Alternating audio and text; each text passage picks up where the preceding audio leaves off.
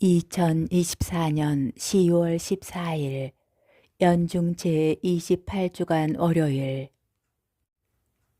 제1독서 사도 바오로의 갈라티아서 말씀입니다.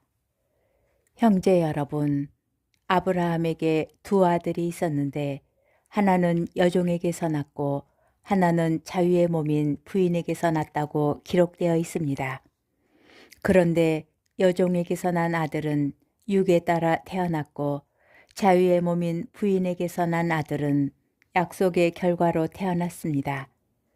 여기에는 우의적인 뜻이 있습니다.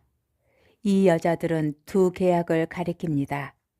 하나는 시나이 산에서 나온 여자로 종살이할 자식을 낳는데 바로 하가르입니다. 그러나 하늘에 있는 예루살렘은 자유의 몸으로서 우리의 어머니입니다. 성경에 이렇게 기록되어 있습니다. 즐거워하여라 아이를 낳지 못하는 여인아, 기뻐 소리쳐라 환성을 올려라 산고를 겪어보지 못한 여인아, 버림받은 여인의 자녀가 남편 가진 여인의 자녀보다 더 많기 때문이다. 그러므로 형제 여러분, 우리는 여종의 자녀가 아니라 자유의 몸인 부인의 자녀입니다. 그리스도께서는 우리를 자유롭게 하시려고 해방시켜 주셨습니다. 그러니 굳건히 서서 다시는 종살이의 멍에를 매지 마십시오. 주님의 말씀입니다. 복음, 루카복음 11장 29절에서 32절의 말씀입니다. 그때에 군중이 점점 더 모여들자 예수님께서 말씀하기 시작하셨다. 이 세대는 악한 세대다.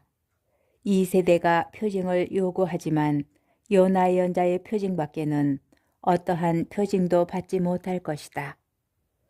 요나가 니네베 사람들에게 표징이 된 것처럼 사람의 아들도 이 세대 사람들에게 그러할 것이다. 심판 때에 남방 여왕이 이 세대 사람들과 함께 되살아나 이 세대 사람들을 단죄할 것이다. 그 여왕이 솔로몬의 지혜를 들으려고 땅 끝에서 왔기 때문이다. 그러나 보라, 솔로몬보다 더 큰 이가 여기에 있다.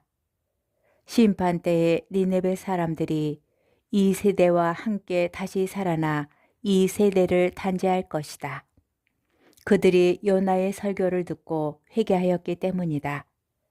그러나 보라, 요나보다 더 큰 이가 여기에 있다. 주님의 말씀입니다. 오늘의 묵상. 요나 예언자의 표징을 보면 이 사람들이 믿을까요? 표징이라는 낱말을 보면서 몇몇 성경 구절이 떠올랐습니다. 무슨 표징을 일으키시어 저희가 보고 선생님을 믿게 하시겠습니까? 예수님께서는 그들 앞에서 그토록 많은 표징을 일으키셨지만 그들은 그분을 믿지 않았다. 사람들은 표징을 청하지만 표징을 보고서도 믿기를 거부하는 이들은 믿지 않습니다. 표징이 없는 믿음을 만들어내지 않는다는 것은 확실합니다. 이사야서에서는 오히려 주님께서 아하즈에게 표징을 청하라고 하시지만 그는 청하지 않습니다. 그는 주님을 시험하지 않겠다고 말하지만 사실은 자신에게 표징이 주어지면 그 표징을 받아들이든 받아들이지 않든 자신의 태도를 분명히 하여야 하기에 자신을 그런 위험에 빠뜨리지 않으려 합니다.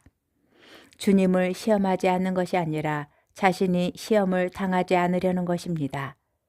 표징이 없을 때는 자신의 불신을 감추고 있을 수 있기 때문입니다. 예수님께서는 반대를 받는 표징이 되시도록 정해졌습니다. 표징을 청하는 이들에게 예수님이라는 하나의 표징이 던져졌고 그 표징 앞에서 사람들은 갈라집니다. 예수님께서는 그 세대를 악한 세대라고 말씀하시지만 어쩌면 그 세대는 지금까지 세상에서 살았던 이들 가운데 가장 어려운 시험을 치른 세대입니다. 이날 저날 미룰 수도 없이 눈앞에 계시는 예수님 앞에서 결단을 내려야 하였던 것입니다. 우리에게도 표징은 주어져 있습니다. 그 표징은 나의 믿음을 확인시켜 줍니까? 아니면 나의 불신을 드러나게 합니까?